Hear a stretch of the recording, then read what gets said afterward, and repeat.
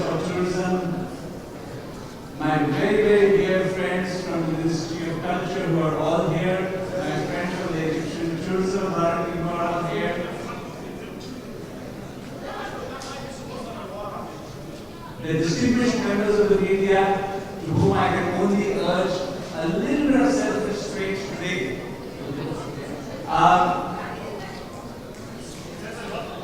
May I again request to switch off your mobile phones, please, so that others can listen.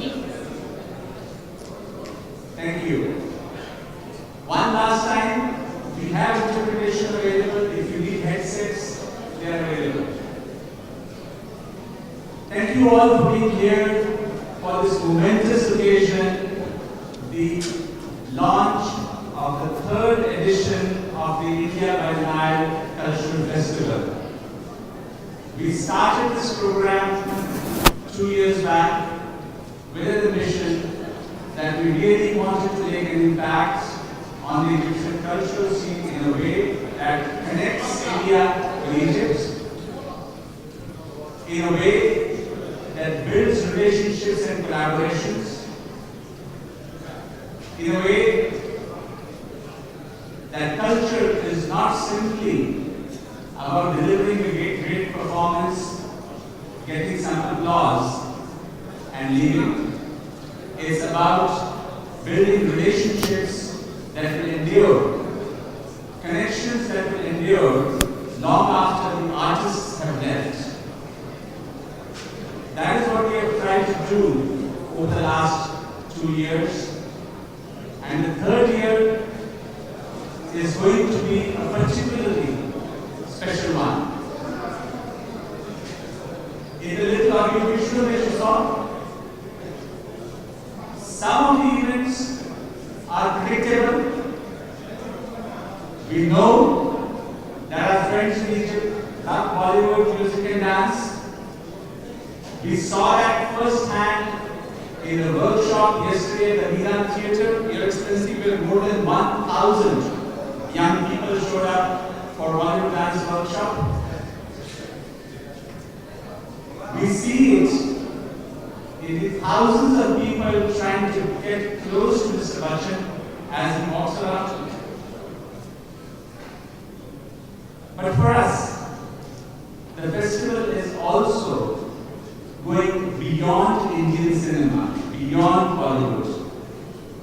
We know our friends here love Bollywood. But we don't want that when you go to India, you are only looking for the version that you see in films and then say, oh my God, this is not what I expected or imagined.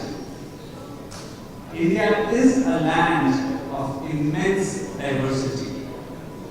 Like Egypt, it is a very ancient culture with many languages, many religions, many ethnicities. And through the festival, each time, we want to try and bring you a little glimpse of something that you haven't seen at all before. This we have consistently tried to do. In the first year of the festival, we brought a magnificent Odissi dance, and I know the responses that we got. Last year we had Kathak, which used to be a dance associated with the Mughal court, the royal kingdoms. This year we have dance from Manipur, which is a small state in the northeast of India, very close to China. We know that our friends in Egypt know a little bit about yoga. They know a little bit about Ayurveda and Indian medicine. So we thought, can we do an entire well-being experience? Thanks to the Aga Khan Foundation and Al-Azhar Park, on the weekend of 3rd and 4th April, we have a well-being weekend.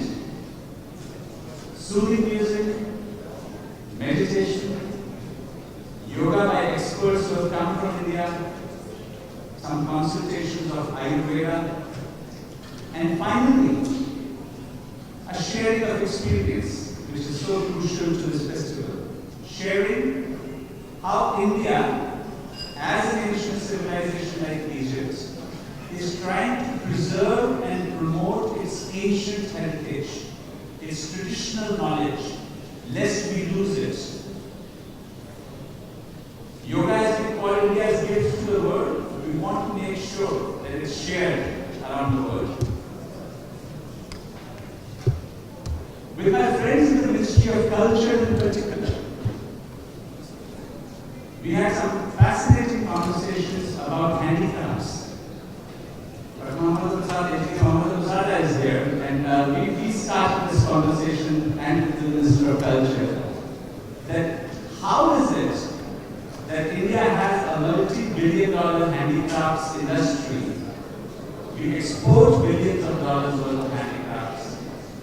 Millions of poorest women from India get jobs in this industry. How did it happen? Can we share the Indian experience from the perspective of two relatively poor developing countries? And so we set about on an ambitious project with the Cultural Development Fund to say, let's bring master craftsmen from India who can work with Egyptian counterparts, share their knowledge and techniques, but more important, how do you make products that the market wants? How do you design products? How do you market them in global markets?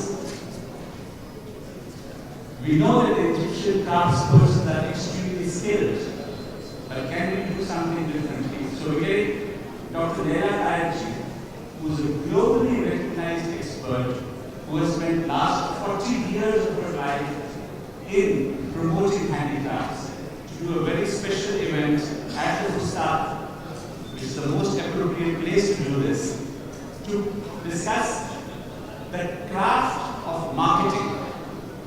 Not enough to make the craft, how to market it. A festival is incomplete without cuisine, without food. This time we said let's do street foods from India. We love our koshari and our tamaya and our food and our shawarma in Cairo.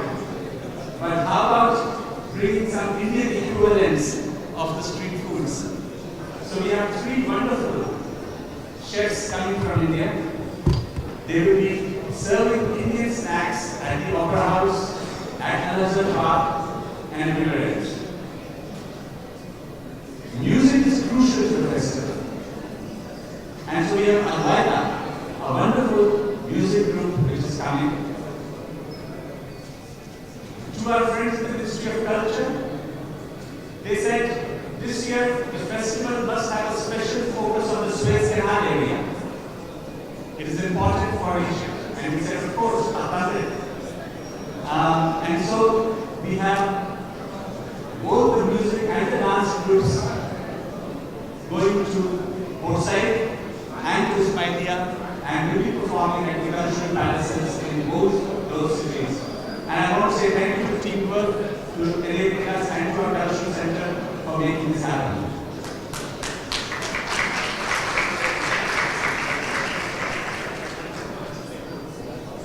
And with that little circle, with that little story, I want to come back to Bollywood. Last year, the Bollywood show that Teamwork brought to the Opera House here and to the site, the Rich Theatre in Alexandria, got amazing reviews. This year, they are bringing a new show. The last show had traveled around the world in many countries. This time is a brand new show, and the world premiere of that show will be nowhere else but at the Opera House in Cairo, Dunya, on the 1st of April.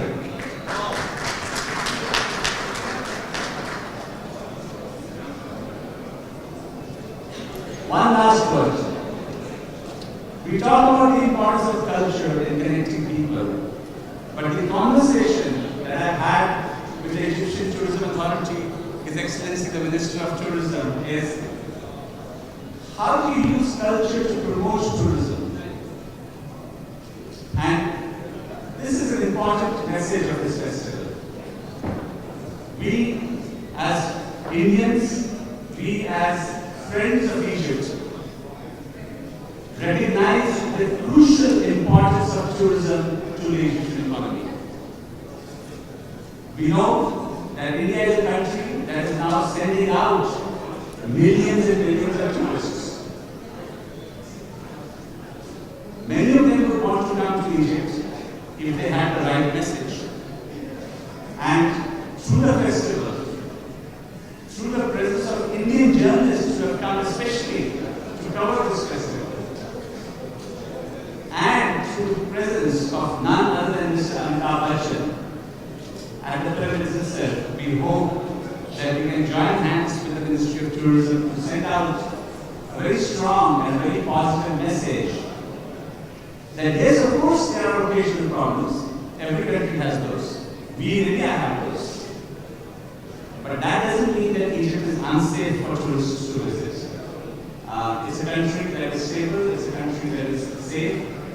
Nothing has happened in Western Aswan that I know of. And so we want people to get that message out. So that broadly is the message of this festival. Delighted to work with so many of our partners in Egypt, Egyptian, Ministry of Tourism, Ministry of Culture, the Cairo Opera House. And I would be remiss if I didn't recognize the Indian companies and the Egyptian companies, led by none other than TCI Sanmar, who have been the presenting sponsors for this festival. It's their contribution that makes the festival happen. Thank you very much, ladies and gentlemen. I now hand over